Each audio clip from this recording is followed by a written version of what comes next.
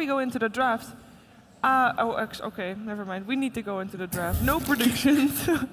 That was a very, very big contrast in a couple of seconds. Yeah.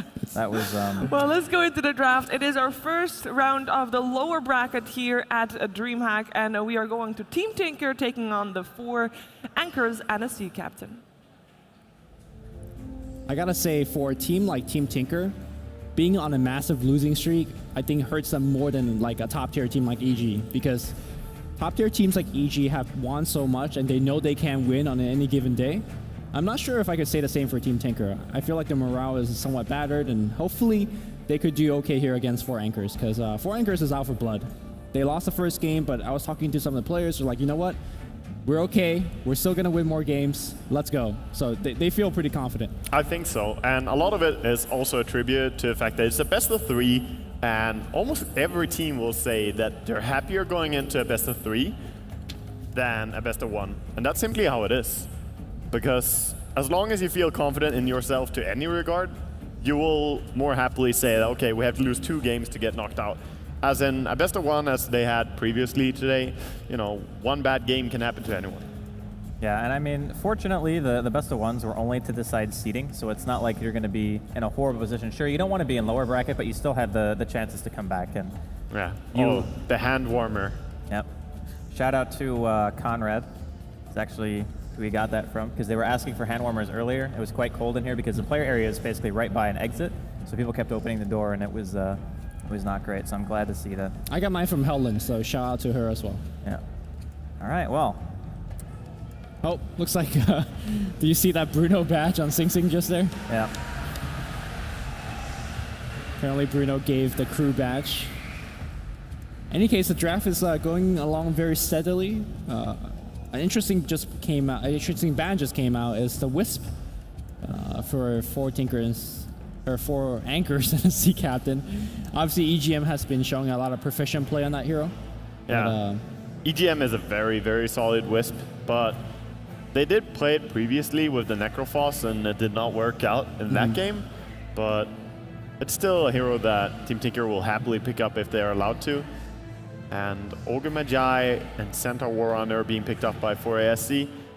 Bans, Elder Titan and Venge. I like the bans from Jax in this game, because these are heroes we will see in every single series. If they're not banned out by anyone in the first phase, they're grabbed in the first immediate phase. Yeah. Also similarly, Team Tinker giving respect to Slark and Skywrath, 2 of the most highly picked hero on the 4 anchor and sea captain team. So fairly standard bans, I have to say. Yeah, and there's no pick yet on several heroes. Like Brewmaster is not picked, Puck has not been touched, and I guess DP should be mentioned as well, but she usually is a 3rd or 4th pick. But it surprises me slightly that Brewmaster got skipped in this. Yeah, it is a bit odd, isn't it? I mean, honestly, I think Team Tinker are probably less likely to pick Brew. I think it would fit into what 4 anchors have a bit better. Although I'm not sure if Valex prefers that type of hero. When I think of him, I typically think of him as like the Viper and the Storm player. Even though the heroes have 2 completely opposite roles, those are just normally what we see him on. So yeah, I don't know if they're going to go back for the Brew or they're just going to ban it themselves here, but we will see. I think 4 anchors would love a Brew themselves, because a lot of the games that they've won is the double initiation from Centaur and Brewmaster. You get a ton of burst damage, you get easy pickoffs, and you get team fight. And later on, when you get the double Vlads and AC, it gives them that high ground, which they always lack. But immediate Dusa pick, no dots, bans anti-mage, picks Dusa. This is not a Matumba Man hero. He has played it in phase 2. I believe they have won the game as well, but it wasn't a pretty game, I have to say. Yeah, it was most definitely not, but Medusa, she has shown some strength previously here today, and maybe it's just, you know, the land trends as well. Sure. When you see something being really effective against what teams are currently playing, you're like, oh, we should also do that. It's definitely a thing in Dota. People copy each other massively on LAN tournaments. I think, like, for Team Tinker now, you're kind of out of the conventional counters to what Medusa has, because Slark is very good early game, high mobility. You can just go on the Medusa whenever you want, and it's very difficult to be punished for it. And the AM, obvious reasons, you get Manta, you mana burn the Medusa. She turns into basically like a bomb for your team, where you could just use ulti and you just kill everyone. So I think for 4ASC, they've picked themselves a pretty sufficient safe laner who doesn't really need a whole lot of babysitting, especially you consider she's going to be against Tide, right? So you don't have to commit the Ogre and whatever other support you want to just sitting down there all the time. It's a pretty easy lane, I think, for the Medusa. Well, they're going to go a Treant Protector, not a hero that I expected to see, but a good hero against the Centaur, especially when he's trying to engage on you. And it pairs up really well with Witch Doctor. It's a very popular combination, Tree and Witch. So if you get rolling just a little bit, if you get some kills or get some level advantage, you can just turn it into so much momentum with all the heal that you get. I was going to suggest something like a mid-Nyx Assassin, like how Bone7 has played it for Cloud9, or maybe even a kind of a Quas-Wex Invoker like what we saw from G last game, especially against the Duisa Mana Shield. But I feel like with a Treant Protector picked up, you really want your mid and core now to have a lot of damage. And of course, this is becoming more and more of a Rubik game, as you can still Ravage, Death Ward, and whatever Treant throws out with relative ease. They kind of have to cast and stand there, you know? Yeah, even just casually having the living armor could be amazing if you get it early on. I would rather have a Rubik with living armor than a Treant with living armor on my team. Yeah, of course. Yeah, it's much better. So Storm is going to be a hero they kick back into Team Tinkerino. Storm pickers. Quake the Storm, man. Pretty good. Do you think this is going to chain into the Pycat Lifestealer that we've seen a lot, Andy? I don't think it's terrible, actually. I mean, you have Overgrowth to keep things in place. You have Ravage. You have Initiator on the Storm. It's banned. Okay. Yeah, they just take it out. Okay. So they were definitely thinking in the same way that you were. So Pycat with a short smile that then turns into serious face after the Lifestealer ban. I mean, can you make the argument that the Stone Gaze is really good against Lifestealer? It is, but he's still fairly good against heroes like Centaur, Ogre, Magi in general. Sure, the Centaur ulti is always good against so many heroes, but it would be decent just for Storm Spirit to jump in and drop someone off, because alone Storm is not going to bring down Dusa. And we'll see what they want to go for. I mean, AM would be an amazing hero, but smart ban out from Jerax in previous phase as well. So they have a few heroes they could be thinking about. Yeah, could still just go into Void, I mean. Even I think taking Viper at this point is still okay. Like, you have a hero who does very well against Storm. Like, Treant Armor is not really that good against Viper. You're not going to get roamed on. Well, you could, I guess, but it's not going to be, I don't think, that scary for you. Especially if you pick a hero with decent range. Oh yeah, I think 4ASC very happily will pick up a Viper in this scenario. I'd like to see something with a kind of a long stun range, because I could see a scenario where you're trying to engage on Team Tinker, Overgrowth comes out, and Witch Doctor stands very far back with the Death Ward. Suddenly you don't really have a good way to cancel or do anything about that Death Ward. And yeah, so although I haven't seen Valix play too much of anything else, so it is going to be a Viper. Yeah, I mean, Valix plays it beautifully. He has had more than enough time practicing this hero as well. Sure, yeah. So over on Team Tinkerino, do you think something along the lines of Void, or what are you thinking of here? Because you need a right clicker of some sort. I don't know. I actually quite like 4ASC's draft. I feel like the Storm is not going to really be able to kill anyone on his own. I don't know if they were banking on the Lifestealer per se, but maybe they were. It looks more and more like it. I mean, they could still go with something that does a decent amount of AoE damage, like Gyro, I guess. Synergizes pretty well. All right. Yeah, okay. That's what it's going to be. The snap call. I mean, it's really the only hero that I think has enough of an early mid-game influence to really make the pick worth it, because I think going super late against a Medusa, a Viper, and a Centaur is just... You're using a single core, basically, to go super late, because the Storm probably is never going to get Viper ultied, so you're going to have to use it on the other hero, right? So it's like, we need a hero that does something a little bit sooner. Do you guys feel that in Storm games, there's like two scenarios? There's a one scenario where Storm gets an early Orchid, goes around, pick off a ton of support, and it's like the most dominating hero. And then there's another scenario where Storm is like just an initiator, and it doesn't do nearly enough damage to justify him with the gold that he's been farming, with the mid-position Storm? Or do you feel like there's somewhere in between? I think there's somewhere in between as well, because as you said, sometimes you don't finish your Orchid very quickly, like G, for example, in his game on Storm. He didn't have it that quickly, but then suddenly he just ganked and killed everyone. Sure. He had some help in form of Slark as well, but he did deal tons of damage on his own. And I agree with this gyro pick a lot more than I would have with Void. It works better, I believe. All right, it's time to introduce these players because this could be the elimination match for one of these teams. On the Radiant side, we have Jurex playing his famed Rubik, Matumba Man playing the Medusa. We have Boogie on the Ogre Magi. Back in the mid lane is going to be Valix playing the Viper, a hero that he's very known for. And then finally Trixie playing the off-lane Centaur. Yeah, and then on the side of Team Tinker, we're going to have EGM playing on that tree. Going to have Pycat taking up the reins on Gyrocopter. Sing playing the Tidehunter. Koikfa on Storm. And that leaves Bulba going to be playing Witch Doctor. All right, so Koikfa doesn't even have any tango pulled onto him right now. I imagine one of his supports will pass it to him. There you go. And going for the very, very quick bottle rush. We'll need the regen against a Viper mid.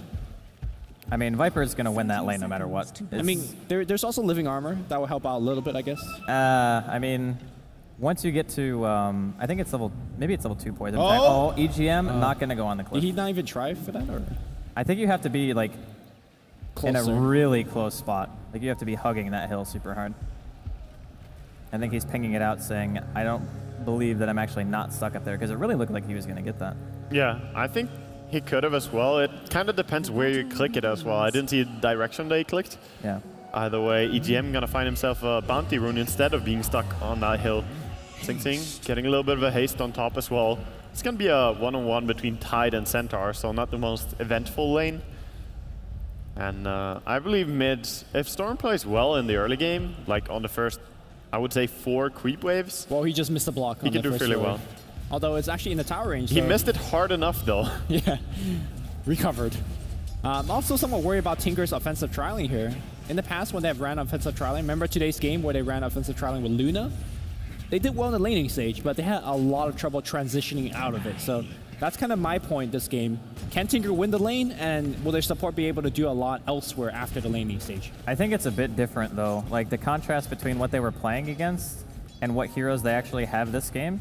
For example, I think they had Panda in the game where they were doing really well during the early game. Yes. And Panda kind of, if you waste his ulti, it hurts so much more. But Tidehunter still remains relevant, I think, even into the ultra late game because of things like double Ravage and the fact that, honestly, 4ESC is probably only ever going to buy 1 BKB, and that's going to be on Viper, right? Yeah. So I think the Tidehunter is going to have a relevancy for an extremely long time. Plus, you can see how passive 4ESC are playing this. They know that they really can't even farm on a hero like Medusa in this lane because of the kind of pressure that Team Tinker can put out. Yeah, I mean, good they have a cast. Rubik as a secondary support. Yeah, Treant and Witch Doctor are also really, really strong at just, zoning the enemy here. Even if it's pretty defensive so far, you can see how 4ASC don't want to walk up and contest here. So if they could just get the lane back a little bit, Team Tinkerino would be in a great spot. They are harassing well, though, but the CS differential has not really picked up yet. Yeah, but Both Dusa and Gyro is not farming Team well. Tinker Pycat are just missed 3 CS, that's why. Yeah. So.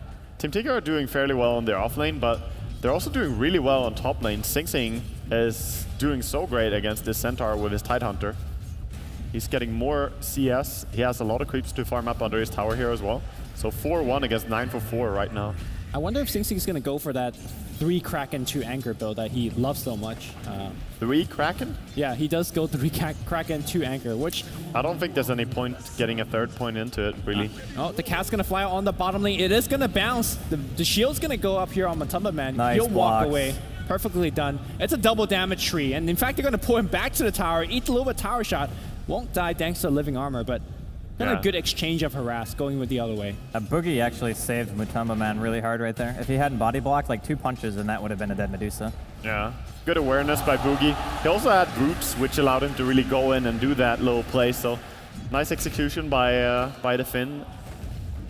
But Team Tinkerino's still in a good spot of kind of asserting control of the lane. Yeah. Never mind the fact that they have 8-0 against 4-for-4 last hits, because that's a fine result for Team Tinker, right? Yeah. Both of them not farming at all is good. You talked about how Tide is winning top. Storm is, I want to say, winning mid. I mean, the CS looks very similar, but as a Storm, if you could keep up CS against a Viper, you're doing just fine. Yeah, I'm really surprised, actually, that he's still going the max corrosive build, because in this lane, when you know that there's no way that Team Tinker are going to try to roam right now. And if they do, it's going to be crazy obvious. So I'm really surprised he hasn't opted to go for like more Nether Toxin or more Poison Attack. Just have better lane presence so you can sufficiently bully the Storm. Because right now, I think Quake's just outplaying him. I think it's still fine though, because Quake's is very aggressive. He keeps clicking the Viper all the time, giving value to the Corrosive. So I think it's okay, this build. And it does, you know, mean that no matter what, you are going to be ready when the early game is over. Like 10 minutes in, you will have the proper skill build and whatnot when you want to walk with your team.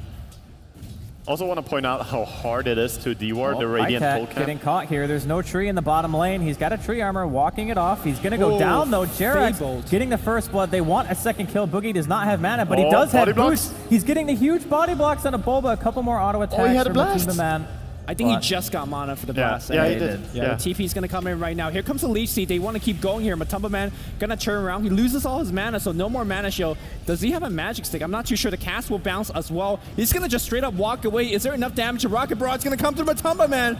It's going to drop barely, though. That was quite close. Yeah, aggression just bursting out on this bottom lane all of a sudden instead of playing defensive. So this is still pretty fine for 4ASC. They got the first blood, and they're going to force 2 supports to back off now as well, as they were too low after trading there. But yeah, a huge part in the offlane here from Team Tinker is the fact that there is no pull for the Finns. I think honestly the biggest story is just how badly top lane is going for 4ASC. Yeah. I mean, Trixie is getting absolutely destroyed right now. He has 9 CS. Yeah, so what Webbus is showing us right now is the fact that if you put the most obvious new board, in these pro games, they're expecting something different, so that does not get dewarded, unfortunately, for crazy how RC. close that is to being inside the vision. Yeah. But yeah, top lane is a mega win for Team Tinker, and nice to see Sing Sing really, you know, play a strong and solid laning game. He has had a little bit of a trouble in Phase 2 and some other games as well to really shine, but he's crushing Trixie right now. I mean, it's rare these days that he actually gets a lane that's to his advantage. Like normally he's, you know, Brewmaster off lane against the tri lane. You don't win that lane.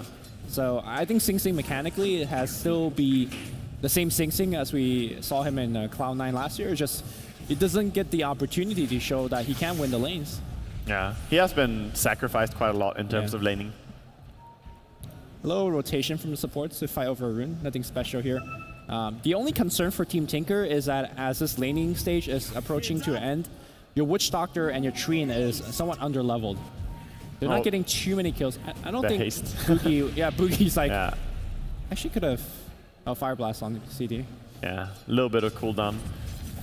I mean, there's some serious concerns for 4ASC's laning phase, because 2 of their cores have half the CS of their respective cores that they're farming against. Matumba Man has 11 CS, Pycat has 25, and Sing has 34 comparative to Trixie's 10. Like, this laning phase can't continue like this. It's giving Jairus could be caught here as well. The 2 supports going at him. He's got a lift still. They're going to pop the Centaur ulti there. They're going to try to turn it around. Pycat throwing out a Rocket Barrage. EGM going to eat 2 nukes here. Takes some damage. No kill, though, being had. Pycat just continuing to chase. He's got phase boots, but the mana shield and Matumba Man will keep him alive. Matumba Man kind of walked into a full barrage, so he just lost a ton of health very quickly. Well, I think if he didn't tank the damage, he would have lost somebody, right? Yeah.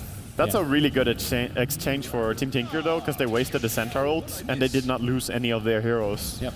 I mean, Centaur ulti is massive in a try versus try scenario, so they got out pretty okay there. And going back to your point, Andy, I mean, Viper is farming okay for ASC, but Viper isn't the type of hero that could just be like, all right, I got a ton of farm, let me go around, kill everybody, and make my team come back. Yeah. You want to Storm or Queen of Pain for purposes like that. So I think 4ASC has to pull something magical out of the hat, because if they don't, they will really kind of let the Tidehunter spiral out of control. You lose a ton of towers, and you're going to be in a bad haul. So, question. When you play Tidehunter and you farm this well against the Centaur, do you still reckon just a Blink Dagger and leave the lane as soon as possible is the build? I think so, yeah. I mean, think of how hard it is for 4ASC to stop an early Blink Tide push. Like, even though Team Tinker's tower pushing in general is not really that strong, like their damage output is lacking, you're going to have tree and armor, you're going to have good sustain, you're never really going to have to go back. You can just slow siege every single tier 1, kill it, go for Roshan, things like that. And their team fight around the pit is still really strong. Like, you're going to have Overgrowth, Call Down, and Ravage. Like, you're going to be able to control fights so easily, I think. Yes. I think there's an argument that if your other lanes are getting completely wrecked on and you're doing really well in your lane, there's argument of getting a mech just to help your team, but in this particular case where you're doing all right in all the other lanes, yeah, get the blink. Oh, Here we here go. comes the Ravage. The solo Ravage Trixie's jump ulti in. is up. He goes for the stomp first, though he's not going to be able to get it off. Oh, he pops it. Stampede. No, the stomp. Are you Easy run serious? away. Can't actually trick. Oh, okay. I thought maybe he could have stole something, but he's not even close to level 6 here. Toss back just for a little bit more harass, but I can't believe he lived. no, Yeah. a Ravage committed a Storm TP and he's completely out of mana. Koikva could have jumped there. He still had mana before the. Yeah, but the stomp animation came of the out. stomp didn't go off. Because he got pulled, and then like there was no animation, and they still got stomped. I don't know if maybe I'm just seeing things, but I'm pretty sure that stomp did not animate. Might be a long day of Dota as well. Could be. But that was a big rotation not working out in their favor. He did get a rune though, so Storm is gonna walk straight back to mid lane and keep farming. And I like the fact that they try for an attempt with. He's actually going to go mech, the Tidehunter. Yeah, seems like a mech. I mean, mech is still good. It's not like it's a significantly worse choice. Just like if you have mech, you have even better sustain, right? So Treant Armor, Food Restoration, mech on top of that, you can actually play super aggressive. And I guess for the purpose of like not going for picks, but just going for siege, having a mech is a little bit better if you don't really plan on tower diving too hard. Whereas the Blink Ravage is just for getting a pick and then pushing afterwards, right? Yeah, and there's a lot of harass damage coming out from 4ASC when you're gonna push. There's the Fade Bolt, there's the Mystic Snake, there's the Ignite. Quite a lot of things that could deal damage to you guys, so nice for Team Tinker to have a mech up early and nice. Of course, one of the weaknesses of going aggressive tri-lane is you have a hard time finding any farm on your supports, so relieving them by getting a mech on a core hero is really nice. Are you guys surprised at all for Highcat? He hasn't put any points into his rocket, which I imagine could actually secure himself 1 or 2 kills, allowing them to chase, you know, dive. I mean, it is quite easy to kill a rocket if you're in a tri-lane, right? That is true. It looks Oh, like Matuma Man? I think a misclick, and the Hello? team is fully aware of that. Team Tinker says, you know what? We could dive this. Yeah, that's a strange misclick coming out. Or maybe right it's a bait, because there's a Rubik smoke behind. I don't We'll think see. I don't think it's gonna end up well though. There's a Storm walked all the way down here without anyone seeing him. They're hiding under tower, so they definitely know. There's that rocket, and Yeah, it level hits one this rocket. time. They don't have a Call down's creep going to wave. come down, and that's going to hit once on Matumba Man. The second time would... I think they need to back out because Viper's immediately TPing. And the Stampede's going to get used as well. The cast, actually, Boba's going to get hit. That's going to be 1 kill. Pycat, it's going to be the secondary kill as well. Well, actually, No, the he has the invis. invis rune. No one actually it's find the him. tree That, invis. they kind of know. All right, All right, Okay. he's going to go for the wand TP. Oh, man. and he'll be good. He's actually out of there. Yeah, the big play TP there, relying on getting away. There was no detection, so he could just have walked away as well, but he didn't have time to check. Better to just TP out. So casual Ring of Regen, and then back to the Blink. I think he changed his mind. Yeah, he could have. He could also just say, you know, maybe I go mech, and if I don't, I can still just go back and forth staff with the Ring of Regen, so Sure, it's fine sure. either way. I think one of the biggest reasons, honestly, for having the Blink is just against the Centaur ulti. Like, being able to stop the Centaur ulti in its tracks is really strong. But they're going to go on Valix here. Here comes the Ravage. Hits on 2, actually 3. Called on to follow it up. Valix has no chance of living here. Just drops the Pycat's sheer damage output. Yeah, plenty of damage. Meanwhile, we also have Storm pushing mid as they get a pick off bottom, so trying to get some damage onto the tower. He's actually going to go and check a rune instead. But as long as they don't get completely overrun, it looks like 4ASC are going to be fairly fine, but Medusa's farm is so low, 29. Don't know Yeah. if it's fine, man. Still half the CS of their respective lane opponents. I mean, Trixie has 29 creeps, and Singh has 70. Yeah. I mean, sure, Trixie has moved around, but so did Singh. And he even used a Ravage in top lane that didn't really result in anything happening good for him, so... Centaur could have a very hard time having the same impact as a Tidehunter in this game. Even He- stealing some farm from the enemy jungle. He's been using a ton of Stampede to save the bottom lane. That's the thing that he's done for the team. But need to do a little bit more. Need to initiate for the team. A little bit of nice dewarding coming out from Jirax. Still a 1 minute remaining D-ward, so Yeah. it's not a very high value one. Team Tinker are soon gonna have new wards up anyway. But they do have some nice wards of their own right now, knowing that the aggression is around bottom lane. I like the one that they placed just to check any rotation. I do want to say that 4ASC gets into this particular position quite often. Like, they lose the laning stage, gets outplayed, And then Trixie comes back with a Blink Dagger and rescued him. But this game, he's very slow to the Blink, like we talked about many times. But it is no less important that we keep mentioning it and keep checking when the Blink timing comes up. Because Trixie needs to get the Blink quick and play hard for the team. They also have a mech coming up on Viper, and he has it in just one more last hit. And that's a very strong point as well, as Tide did not go for a mech of their own. Team Tinker don't have a mech. And you do. In that case, you can kind of 5-on-5 fight and take a favorable fight. Yep. But Team Tinker just farming up Ancients right now, trying to complete up an Orchid as well on Storm Spirit, taking it a little bit slower, not going full YOLO on the enemy offlane. Do you think this is actually a good play in terms of you've done a ton of early game pressure and now you're relieving that pressure? Dusa getting free farm, Trixie getting some recovery farm. Well, cooldown on Tide Ravage was up for quite a long time there. It is gonna cool off right now, but I think it's perfectly fine to just take it easy while the Ravage is down. Yeah, you can't just overstep your bounds just because you see a Medusa farming a couple of creep waves, right? You can't just...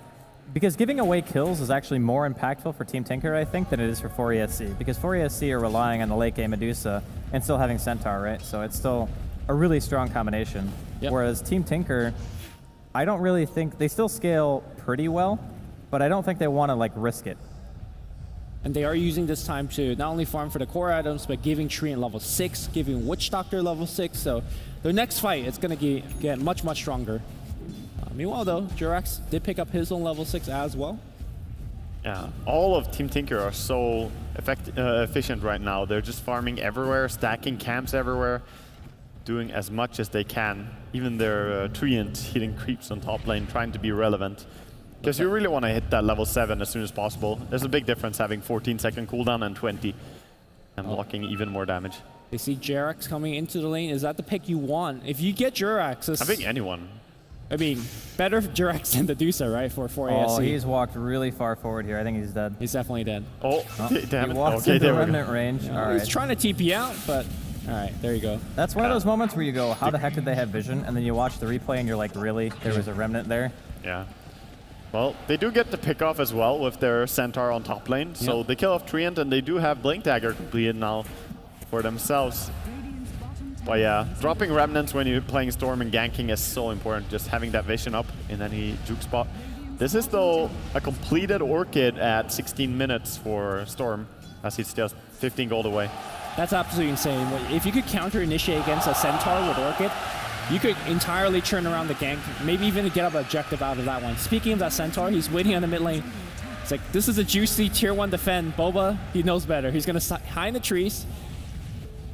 Hopefully he does not overstep that boundary, or else he's dead. Yeah, he's pretty fine right now, playing far away. Seems to know that it's not completely safe defending this alone as a support. And his team is coming in. This could be a big engagement here. There's a Blink Ravage. This can get very dangerous for 4AFC. Yeah. But it seems they're really, really slow sieging it, and maybe just Treant Armor is going to keep this one alive, to be honest, because you group up, you try and poke away, but Living Armor is a thing, as you would say. 4AFC definitely was looking for a kill and not a gank, but looks like there's going to be that Orchid timing against Trixie. He's taking way too much damage. The Slow Burn should finishing him off. Nice little ball, right click. Yeah, tons of damage from that Storm. Very big pick, and 28 seconds death time is also pretty long, so maybe they can get a top tower straight with this. Don't care about the creeps, just go straight in. Force a glyph. And as long as they can get this top tower, they can go back to defending, because mid tower is easy for them to heal up at any point with Living Armor. Yeah, and Sing's actually going to have his mech in, what, 80 gold? Yeah, somewhere really around close there. And he's like, please, somebody let me get ACS so I can finish my mech. So if Tinker just go, like, full kind of full force, like just push, what can 4ASC do right now? They can't split push as efficiently. I mean, I don't think you can go high ground, but you can definitely you take kill all the outer tower, you take Roche, right? Yeah. I even think taking tier 2 is still quite hard for Team Tinker right now. Really? With Blink Ravage? You're mech? fighting into... The thing is, the Ravage has to be timed really well, in my opinion. It's not just about how many heroes it hits, it's about when it hits. Like, if you're playing against teams that don't have Centaur, it's just about, okay, can I hit 2 or 3 people, and that's good enough. Sometimes even 1, if it's that high of a priority. But if you disengage with Centaur ulti, like after the Ravage comes off, you're going to have to expend a lot to be able to get even 1 or 2 kills, right? That's definitely true. I would also add Stone Gaze into that equation. If Stone Gaze comes as your Ravage also fires off, suddenly following up on that Ravage becomes much more difficult as well. Yeah, there's a lot of things really that 4ESC have that makes Ravage when you use it. But Team Tinker also have a lot to work with right now. They even have a gem on Treant walking around and gonna make sure that there's no vision up, which makes me think Roshan, like when can they possibly find a window for that as well? But I do think they need to remove at least a tier 1 mid and maybe even one tier 2 tower before committing into that. So that's one pretty dangerous way to, or a pretty sure way to throw away the game against the Centaur. No, there's no doubt that 4SC is quite behind, but there is a smoke up. Matumba Man forced to use his ultimate. I mean, that should be a tier 1, I think, honestly, just forcing that skill. Yeah, I think so. I don't think they can fight, especially as all the mana is completely gone on Medusa. She does get mana boots.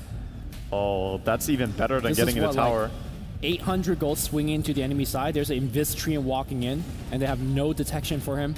This could turn ugly very fast. I mean, Boogie thinks he's initiating, but suddenly it's going to be a Treant overgrowth. The sentry. They got the sentry. They're going to try to burst him down. There is an Orchid trying to bring him out. Overgrowth's going to get used. Treant's going to be fine, and that Death Ward, oh my god, the Rav's going to hit out everybody, be followed by a call down. Everybody on 4SC side should be dead, regardless of the fact that there's a mech being activated. Matumba Man, no Stone Gaze. I think he's trying to burst the Storm down, but he's going to go down as well. That's a 4-man wipe. Wow. It looked pretty good initiating on the Treant, but again, when the Death Ward came out, there was no answer. Yeah, I mean, when you get 4 for 0 rolled, despite stealing Ravage and hitting it on plenty of enemy heroes, you know that that fight was not a fight you're going to win. I'm actually surprised he got Ravage, because he got hit by the Ravage, which means that Sing didn't use another spell. I think that was a mistake by Sing. No, like you can steal it as soon as the Ravages are coming out. Like if Yeah, you're but did he actually steal it that fast? Yeah, I believe he did. Okay, well then, Jirax, what a player. What a player. Jesus. All right, so, I mean, it's nice that he has it for the next team fight, I guess. Yeah, he was the one to not die in his team, so. Only for a short while though, because the level 1 spell steal is not much longer than the cooldown of Ravage, so. Yeah, it's 30 seconds difference. Yeah, he'll just run out of it very quickly. He will have 25-second window where he could possibly hit someone with it. Storm Spirit does get a soul kill, or actually a dual kill, as EGM was part of it as well on Matumba Man. Big pick off. That's the difference in warding and vision. I like the fact that 4AC is trying to do a smoke gang because these big ultimates are down and they're going to find themselves qualified, but BKB is going to come through. I mean Pycat, sorry. And looks like Trixie's going to die as a result. Here comes Stampede disengaged, but it's going to bounce off to the neutrals and back to him. The rocket's going to come through. Just let him go. He's going to die. The multicast, actually he blinks back out. He's going to take a rocket to the face. The calldown's going to hit onto 2. Any big steal from Drax? Nothing just yet. Storm is coming in as well. Oh, that's a bad sign. Storm comes in. He gets 1. He sees everybody, but he is getting chased on. Can you kill Koifa? He jumps away, gets 1 kill. Looking for the second. Drax is very low. No more Ravage as he dies here. And looks like Valix is going to go down. Yeah, his mech not going to be enough to save him. Meanwhile, EGM just casually walking around like, where are your wards, yo? I want your wards. Still though, amazing punishment from Team Tinker. It was kind of deep to try and go on Gyrocopter there, behind the tier 1 tower, but also pretty lucky Cask. I mean, counting on Pycat missing the BKB, if he did miss it, they'll get the kill, and maybe only lost 1 on the way out, but Pycat, I guess, also very good. Pressing that 1 button, man. Yes, very quick. They do have 1 nice observer ward in the enemy jungle here, but EGM is close by, and with the enemy having recently smoke ganked them this deep, I think he's going to take a stroll and find this ward as well, leaving 4ASC completely in the dark if he gets it.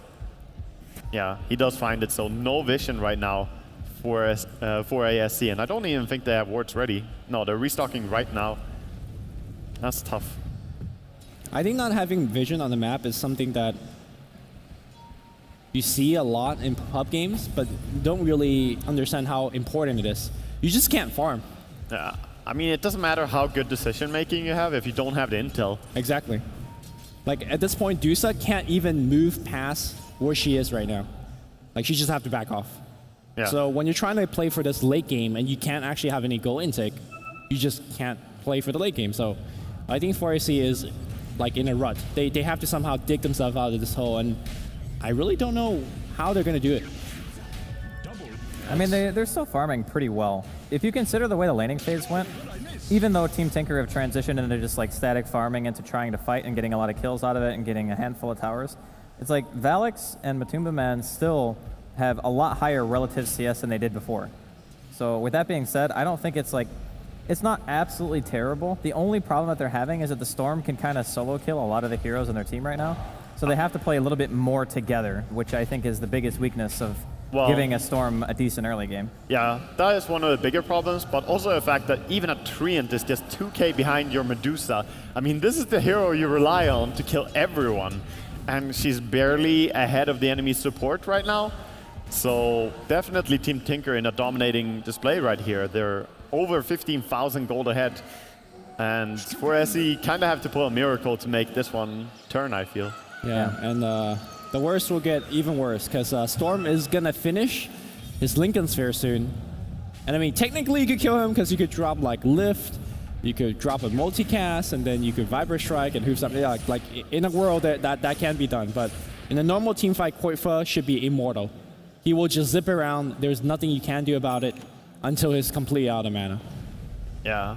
Well, Storm is going to be a tough target to kill, and the downside is, as you say, you could potentially kill him, but the amount of resources you will have to commit to do so. Jeez. Aghanim Death Ward's going to come out for Boba. Oh, God, that's early. He's also level 11 already, so he has that 4-bounce Death Ward. This is like crazy fast timing. And against this particular team, if 4A SC wants to fight or defend, they're clumped up as 5, right? So that bounce is going to be pretty real. Can't believe he got it before 25 minutes from the aggressive off lane. Yeah. Like, normally you get very low gold, but I guess being 1-1 and 8 is pretty fine as well. Gonna give you quite a lot of gold. Well, Roshan here being taken by Team Tinker, and even if 4ASC knew about this, I don't know if they would be that thrilled to contest it. I think they give it to Koikfa, right? Yeah, okay. There we go. He's got his Lincolns, he's got his Aegis at the same timing, so now you're going to have to use a spell on him before you can even use a Lift, or you can even use a Fire Blast to stop him. You still have Centaur, but I think Team Tinker is going to take this opportunity to go a little ham. Oh, this could be over very quickly. Here comes the initiation. They drop the ward just for a little bit of vision. You go on Valix if you want. You could go on Matumba Man if you want, but they know Centaur's looming behind, so. I think, honestly, you want to go on Jerax or something. You want to kill the Rubik, I think, straight away. Yeah, as squishy targets as possible is fine. Or if you can just force a reaction and then disengage as well, that's perfectly fine as well. But Team Tinker want to be careful not to dive too deep against the Centaur under a tower. To be honest, I'm not even sure if they want to push here. They're definitely taking it very slow. No throws here for Team Tinker. Very commanding lead. Trixie, he's been pushing the top lane a little bit, but as soon as he sees people backing off, he's going to go back in the jungle. Yeah, so much farm to just go and pick up, so Storm happily going to take the top farm. Normally, though, when you make a play like what Trixie just did, you get a little bit of chip damage on the tower, eventually you take the T1, you get a little bit of gold intake, you pressure the enemy a little bit more, but Trin says no to all of that. So that's another reason why I think coming back against a tree when you're this far behind is really difficult. You know, I think Tree is probably the smartest pick against 4SC that I've seen so far. Because this team never picks any push. Like, okay, Viper is the one pushing hero they ever pick. Right. But it's not a hero that runs over a tower immediately. It's kind of sieging towers slowly by one guy hitting it and hoping the enemy will back off and give up. But all the chip damage they have dealt to towers this game completely negated just by the fact that living armor is also 4SC generally push after killing everybody, and having a Trine helps you surviving and winning those fights. That so too. Trine may be a top tier ban against 4ASC. Or 4 ASC, yeah. 4 ASC. I don't know. I think if you are forced to ban a tree, like, I don't know if tree is first 2 ban worthy. Well, maybe not the first 2 ban, but you know, when you're playing aggressive hero, which they kind of are in this game. I mean, they have a Dusa, they have a Viper. I just feel it functions exactly as intended against the Finnish team, because this is their one weakness. They have a hard time taking towers. If there's a Treant, you will never take a tower, which is what happened this game. 28 minutes in, no tower damage on any lane right now. They picked the Rubik before the tree, correct? Yes, I believe so. Okay, so with that being said, I think the tree was only really meant to be a hero that has some flexibility with Witch Doctor and synergizes as well. And then they just saw the Rubik and thought, why don't we just go aggressive here? Koikfa going in, yep, silence is there. The Stone Gaze is also being used. Jerax is going to die to the call down. Just doesn't really have the means to live through that, and they're also going to get that Sentry Ward as well. Are they going to try to going on defend the this? tier 2, Sing goes forward, 4 staffs as well. The Centaur ulti is popped, but the Ravage is going to totally cancel it out. The movement speed not really doing much. Oh my god, that Death Ward doing so much damage to Valix. They're going to get another pull from Koikfa. He's going to be dropping as well. 4 heroes down on the side of 4ASC. Koikfa getting 3 of those kills. Yeah, and I don't know what you can do anymore, honestly, as 4ASC. I mean, that's Rax, right? I mean, sure, there are heroes that's responding very soon. Maybe not Rax, but... They still have Aegis. It could definitely be Rax. Tinker is just going for it. Show me that this is not Rax. Yeah, they have the YOLO push as well. Plenty of damage. Of course, they could back out and just be happy with it, but with all the heal that they have... Okay, they're actually super strong. Yeah, there's no reason. 1 HP on this tower. Yep, Storm casually jumping in. There's a cooldown on cooldown already again. That's yet another kill. This train of death is coming in, and Deuce's just like plinking away, guys, look at me. Yeah, well... Don't hit my Rax. Not actually relevant. Poor Snake, he has, you know, not the best impact in this game. I mean, we often talk about these types of lineups that are meant to high ground by 30 minutes. Team Tinker, oh man. EGM 4-staffing Matumba Man in and then ulting 2 targets. What a player, EGM. Oh, Trixie gets off a big stun, but there is actually no follow-up. Trixie trying to walk himself out of there. Storm jumps in, gets a casual pull. God. That's going to be yet another kill. Valix is like, hey guys, I also hit for nothing. And that's going to prompt the GG call. You know, we are a little behind schedule. Yeah. And with this quick game, a lot behind schedule. Yeah, we are now somewhat behind schedule. A little bit less behind schedule. A little bit less. Yeah. Thanks to Team Tinker. Well, I gotta say, I was talking about all these lineups that have like high ground potential at X minute, like 25, 30 minutes. Very seldom do we see it executed as flawlessly as I think Team Tinker did that game. Yeah. It seemed they had an answer for everything that 4ASC were trying to do. I think the Storm did exceptionally well middle, given the matchup. Yeah, I mean, the score was 4-20. Really amazing play by Team Tinkerino. Oh, you didn't say Blazer. I didn't. You even paused. Please, I thought for sure. Yeah. All right, whatever, fine. Well, I gave you the look. All right. And the Treant, I think it was like a 16, 17-minute gem clearing out vision. There was no vision for Team Tinker. Yeah. Or Team 4ASC. It was really hard complete at that point at Tidehunter once he got off the lane. That's it, Ravages everywhere. Yeah, and they just executed, as Drasko said, the strat perfectly. Took every single tower, and there was no real point of stopping. So a lot of it comes down to how well the laning stage went, of course, because bottom lane, it was hard time for Dusa to farm at all. Gyro got, well, not too much farm in the beginning, but he did secure farm later. And of course, Sing Sing won his lane really hard.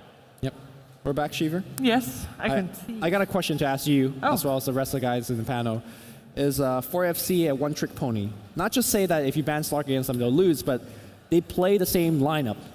We kill you, we don't kind of push, we'll let our creeps kind of push. Well, one of the things that I believe Jerax said, like they have a limited hero pool, but it didn't seem to matter that much. But do they have a limited play style? Well, actually, with a limited hero pool, I kind of feel like a limited playstyle comes with it. And so, for example, Matuma Man on hard carries like a Medusa might not be his style, and I haven't seen it. I don't think we've seen it work yet. They won one game against VP Classic in Stage 2, but it was like an ugly win. Okay. Like the other team threw, that's why they won. Yeah, because so far, I mean, they're an aggressive team, and that's why people like them, and that's why we can hype them, because they're really fun to watch when they have a good game. But if they lose in quite convincing fashion. Yeah. So in that case, I would actually say maybe yes. Well, I mean, you played the same thing for a very long time now, and teams will figure out sooner or later. Limited hero pool, limited playstyle is, as you say, Lumi, the more important thing. Yeah. And Team Tinker seemed to have found a pretty good solution for this one. Yeah, I think Tidehunter actually fits their draft a lot better than a Brewmaster does. Because even though in a 1v1, like Brew probably does okay against a Centaur, it's just the ease of execution that a Tidehunter gives you versus the Panda ulti that if you fail with it, again, we talked about it at the start of the draft, it's like, it hurts so much more. Yeah. Because the Panda can't like fall back and stack Ancients and stuff like that, and you don't have like this freedom of always being able to get your core items, whereas the Brew has to kind of constantly be there, so I don't know. I thought it was curious as well to see they maxed out like 044 build on I think Tidehunter. Gush till 9 or 10 or something like that. Yeah. Yeah. Yeah. I think it's pretty fine. He just wanted to say, hey, I don't want to die to anything apart from enemy team bursting me with spells completely. And I don't see why not. Nobody was Gush at cheating. 8. Yeah. But, it's all good. I mean, this is the thing we used to know, right? Dominate the lanes, come out, give his team a big impact. You just got to give him the lane that he needs to work it. So, Team Tinker playing really well. Yeah, and with that, we're also coming a bit more closer to the original schedule, as we are quite behind schedule. And that's also why we're going for a quick break. We have, of course, got the second game upcoming between Team Tinker and 4ESC. We'll see you soon.